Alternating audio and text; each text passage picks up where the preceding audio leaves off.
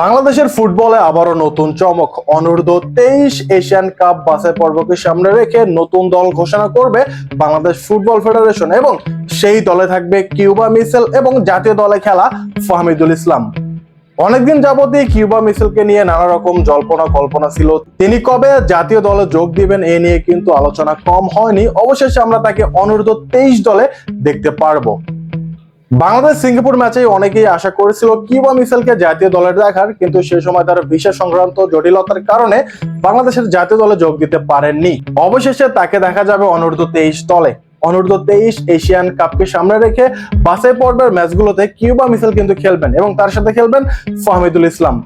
অন্যদিকে শোনা যাচ্ছে ফাহমিদুল এবং কিউবা ছাড়াও আরো 7 জন বিদেশি ফুটবলার যারা বাংলাদেশের ট্রায়ালে এসেছিলেন এবং সেখান থেকেই তারা নজর কেড়েছে, তারাও কিন্তু থাকতে পারে ক্যাম্পে এবং ক্যাম্পে তারা ভালো করলে সরাসরি অনূর্ধ্ব-23 দলে খেলতে পারবে। এছাড়াও সুযোগ থাকছে বাংলাদেশের জাতীয় দলে খেলার। বুঝতে পারছেন, বাংলাদেশ ফুটবল ফেডারেশন কিন্তু অসাধারণ কয়েকটা উদ্যোগ নিয়েছে। তবে একটা সংকটের বিষয়, অনূর্ধ্ব-23 ফুটবল টিমের হেড কোচ কিন্তু এখনো নিয়োগ হয়নি।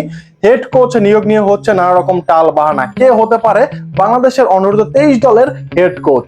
সেই উত্তরটা হয়তো আমরা আজকের মধ্যেই পেয়ে যাব। তবে অন্যদিকে আর একটা ভালো নিউজ রয়েছে বাংলাদেশের জাতীয় দলের জন্য। আগামী সেপ্টেম্বরে নেপালের সাথে 2টা প্রীতি ম্যাচ ছিল, সেটা হয়তো বা পিছিয়ে যেতে পারে। তার পরিবর্তে বাংলাদেশ এবার খেলবে আরো শক্তিশালী দলের সাথে। ভিয়েতনাম এবং মালয়েশিয়া বাংলাদেশের সাথে খেলার জন্য আগ্রহ প্রকাশ করেছে। ইতিমধ্যে বাফুফে বস তাবিত আউয়াল তিনি কিন্তু নেপালে চলে গেছেন বাংলাদেশ এবং নেপালের ম্যাচগুলো একটু রিশিডিউল করতে, এবং এই সময়ে বাংলাদেশ খেলবে ভিয়েতনাম এবং মালয়েশিয়ার সঙ্গে। ভিয়েতনাম কিন্তু র্যাঙ্কিং এ অনেক উপরে, 113 নম্বরে, অন্যদিকে মালয়েশিয়া তারা কিন্তু 125-এ। তো বুঝতে পারছেন, উপরের র্যাঙ্কিং এর দলগুলোর সাথে বাংলাদেশের যদি খেলা হয় তাহলে বাংলাদেশের ফুটবল প্লেয়াররা নিজেদেরকে কিন্তু ঝালিয়ে নিতে পারবে। সামনে হংকং ম্যাচকে সামনে রেখে তারা কিন্তু নিজেদেরকে আরো একটু প্রুফ করতে পারবে।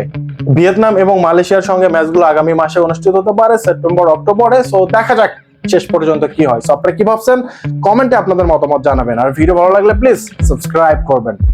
ধন্যবাদ।